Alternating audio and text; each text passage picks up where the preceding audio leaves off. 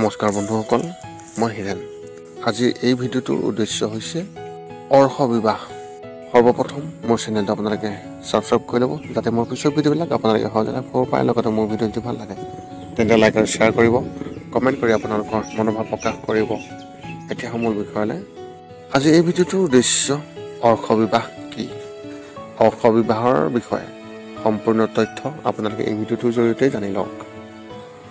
মনুস্মৃতিৰ মতে সনাতন ধৰ্মত মুঠ 8 প্ৰকাৰৰ বিবাহ আছে, যাৰ ভিতৰত বৰ্ম বিবাহক সৰ্বশ্ৰেষ্ঠ বুলি গণ্য কৰা হয়। অৰ্শ বা আৰ্শ বিবাহো সেই শ্ৰেণীত আছে, যি বৰ্ম বিবাহৰ সৈতে প্ৰায় একে, কিন্তু ইয়াত গৰু বা ষাঁড় গৰু দান কৰা হয়। সেইবাবে ইয়াক গোদান বিবাহ বুলিও কোৱা হয়। আজি আপোনালোকক এই আৰ্শ বিবাহৰ সম্পূৰ্ণৰূপে জানিব পৰাকৈ সম্পূৰ্ণ তথ্য আগবঢ়োৱা হৈছে। আৰ্শ বিবাহৰ বিষয়ে যি তথ্য আপোনালোকে জানি লওক। আৰ্শ বিবাহ কি? এই বিবাহ হৈছে বৰ্ম বিবাহৰ এক প্ৰকাৰ, কিন্তু ই মুখ্যতঃ দৰিদ্ৰ পৰিয়ালৰ ছোৱালীৰ সৈতে যি বিবাহ কৰা হয় সেই বিবাহক আৰ্শ বিবাহ বুলি কোৱা হয়। ইফালে বৰ্ম বিবাহত দৰা কইনাৰ ফালৰ পৰা কোনো লেনদেন নহয় আৰু কেৱল ছোৱালীজনীক কইনাৰ ফালৰ পৰা দান কৰা হয়, যাৰ পিছত একেখন আৰ্শ বিবাহত দৰা পক্ষৰ মানুহে ছোৱালীজনীৰ ফালে এযোৰ গৰু দান কৰা হয়। ইয়াৰ অৰ্থ হৈছে যে কইনাৰ কাষৰ মানুহে ছোৱালীজনীক লগত লৈ যোৱাৰ বাবে কইনাৰ মূল্য হিচাপে এযোৰ গৰু বা ষাঁড় গৰু পৰিশোধ কৰে। তেতিয়াহে আৰ্শ বিবাহ সম্পূৰ্ণ হয় বুলি গণ্য কৰা হয়।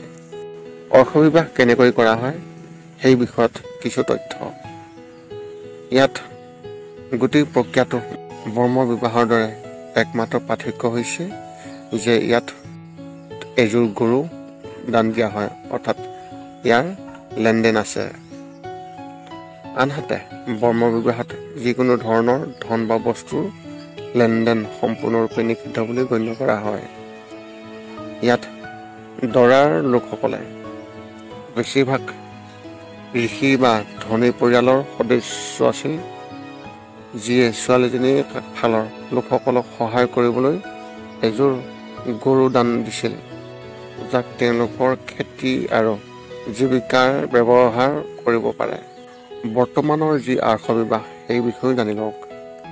যিহেতু ভাৰত এখন কৃষিজাত দেশ আৰু প্ৰাচীন কালত গৰু আৰু ষাঁড় গৰুক যথেষ্ট স্বীকৃতি দিয়া হৈছিল, সেই সময়ত গৰু বা ষাঁড় গৰু তেওঁলোকে খেতিৰ ক্ষেত্ৰত ব্যৱহাৰ কৰা হৈছিল আৰু তেওঁলোকৰ গাখীৰ আদিও পৰিয়ালটোক বিশেষভাৱে খুৱাইছিল। সেইবাবে এই বিবাহ প্ৰচলিত আছিল, য'ত দৰিদ্ৰ পৰিয়ালটোক ছোৱালীজনীৰ বিয়াৰ দ্বাৰা সহায় কৰা হৈছিল। কিন্তু বৰ্তমান পৰিপ্ৰেক্ষিতত এই বিবাহ নগণ্য হৈ আছে আৰু ইয়াৰ গুৰুত্ব হ্ৰাস পাইছে। সেইবাবে আজিকালি আৰ্শ বিবাহ খুব কম দেখা যায়। এইখিনি আছিল আৰ্শ বিবাহৰ সম্পূৰ্ণ তথ্য আৰু বিৱৰণ। পুনৰ লগ পাম অন্য এটা ভিডিঅ'ত। আজিলৈ ধন্যবাদ।